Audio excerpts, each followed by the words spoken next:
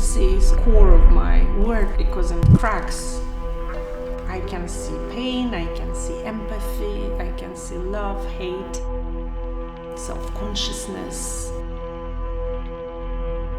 You know, they're so beautiful and they tell the story so well.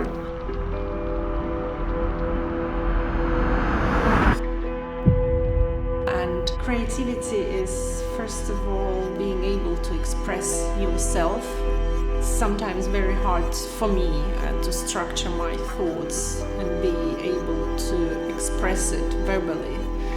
It is much easier for me to express it visually. It's a way of expressing my overwhelming thought process out into the world.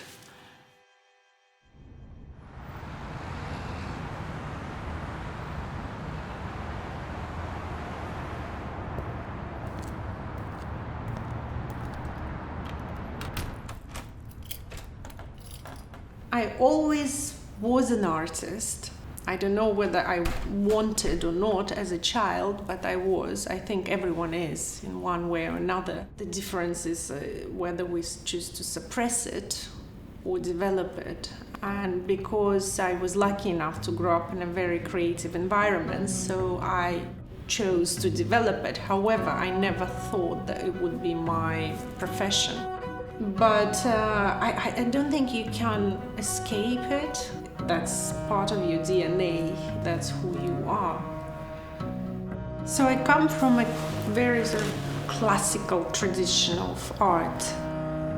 I used to paint a lot of architectural paintings, and that's more technical. You divide the canvas in your head and it's ready. With abstract art, it's different. It's a bit more challenging, which is again more exciting, because you are alone with that canvas at that specific moment, and you have that internal dialogues, and you let the lines sort of guide you and direct you. So for me, the biggest challenge is still to let go of the technical part of that automatic structuring of the canvas.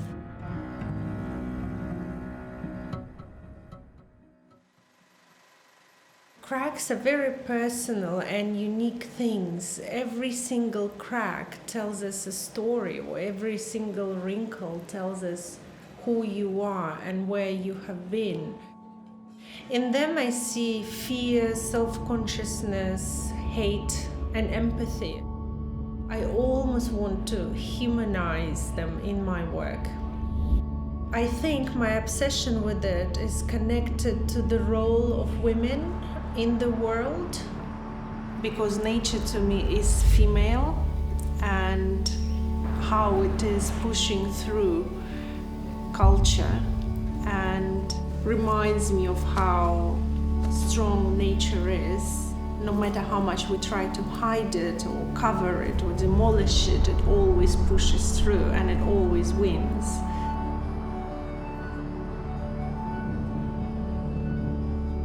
And also in the art world, I think it's quite tough, because it's so closed off, and you always have to be conscious about what you wear, how you're perceived.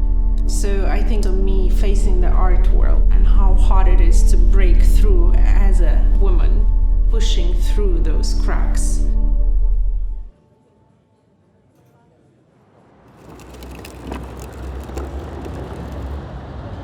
To me, it's about men conquering things, trying to prove their strength to each other or to themselves. Whether for women, it's a different approach. Go and get pleasure out of it rather than pain out of it.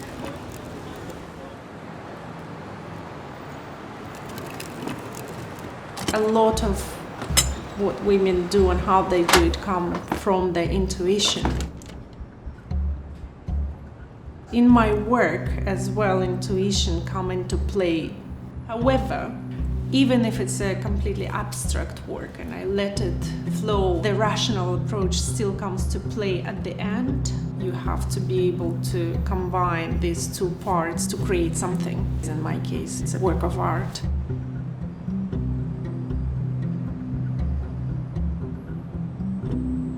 process itself is what excites me the most. I enjoy that transformative development, making shapes come together and watching them evolve.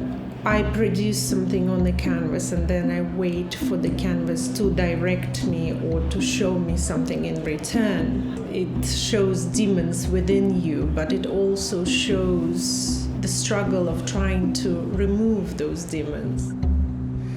And that's why I think I use a lot of contrasting colors, because it shows that constant battle within yourself.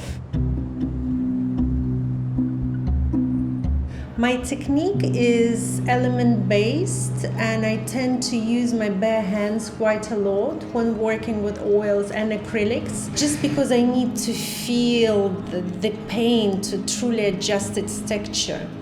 I tend to coat thin layers atop of one another, which allows for the original underlayer to seep through and show itself.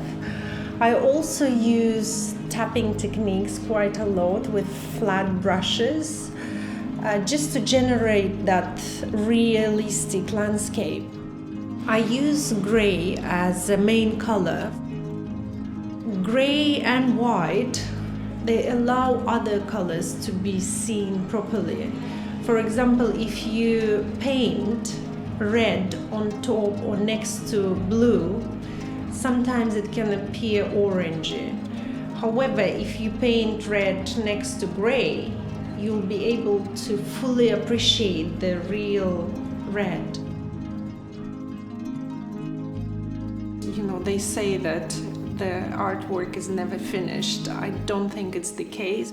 I know when it's done, because there is a time, look at the whole composition and you know, that's it, I cannot touch it anymore. Maybe it comes from experience, because before I used to tweak and change the painting and then you will spoil it, and it's very hard to look at a spoiled painting. But before it happens, I usually leave my painting to sit for a month or two.